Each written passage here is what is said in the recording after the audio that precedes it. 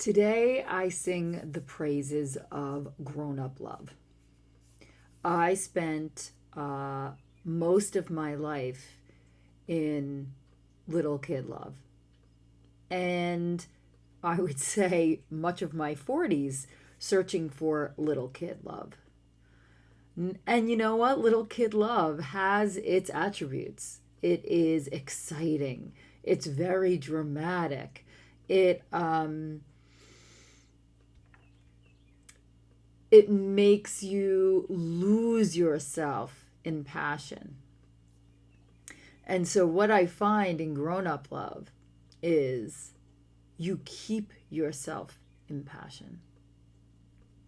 You don't fall in love, you rise in love. And these sound like little kind of language changes, but it is so much more than that. Because in grown up love, you are not looking outward to fill in your missing pieces. You're working on doing that yourself because that's what grown ups do. But what you do have is a mirror. You get, and a mirror in many ways, right? So you get a reflection back of your behavior, feedback, but you also get, if you are lucky and if you look for it and if you ask for it, someone that sees you like a mirror. So, you know how when you look in a mirror and you see yourself, it's like the reverse of the reverse. And then when you take a picture of yourself, it's the literal reverse and you look like almost backwards. Having someone mirror you and see you, not mirror and like take on your personality traits, although you do inspire each other. And I would say you probably bring out the innate things that the other might have where they might be dormant in you. They will be invited to come forward, which is another beautiful aspect.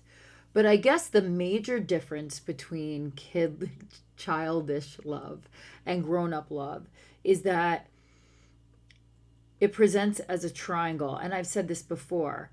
There, in the case for me, it is a man. So for me, it is there is him, there is me, and then there is us coming together. And the relationship almost has its own dimension, it has its own shape and space.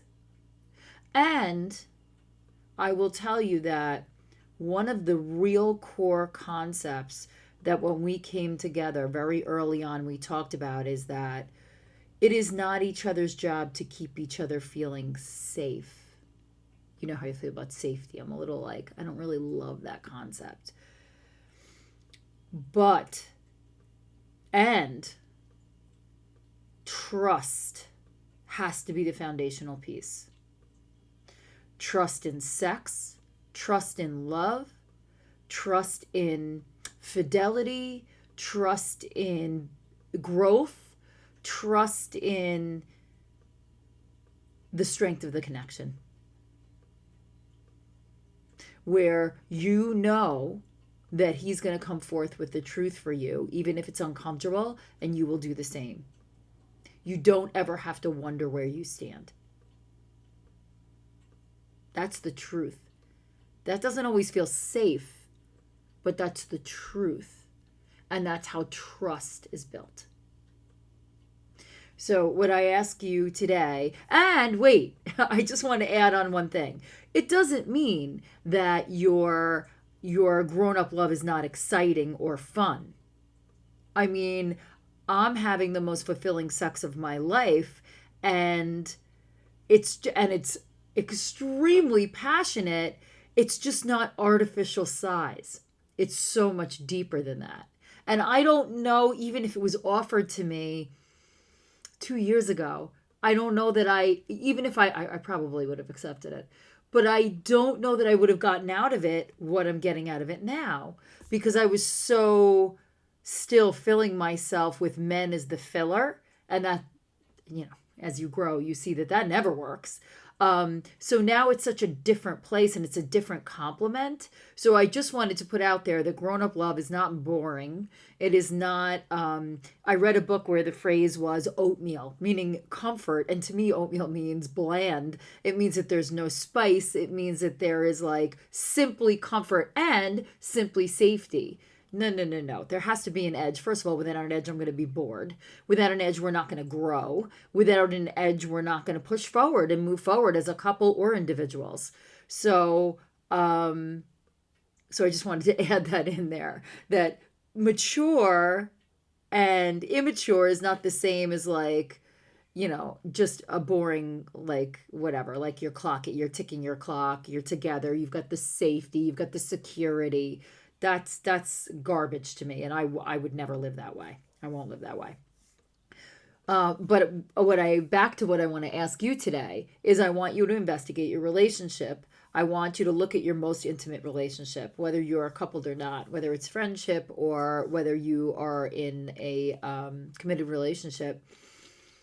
And look at the aspects of immature versus mature. Listen, my relationship is not 100% mature. We're human. We both have aspects of, projection, regression. Like, of course, we all have that. But where is the bulk of your relationship? Is it very tumultuous and argumentative and petty? Like, I lived like that for years. And if I wasn't swinging from the rafters or drowning in the bathtub, that's not love, right? Or is there this really deep affection with an edge and with trust? Because that's what everything is made of. Every relationship is made of trust. That is what I offer you today, and I will see you tomorrow.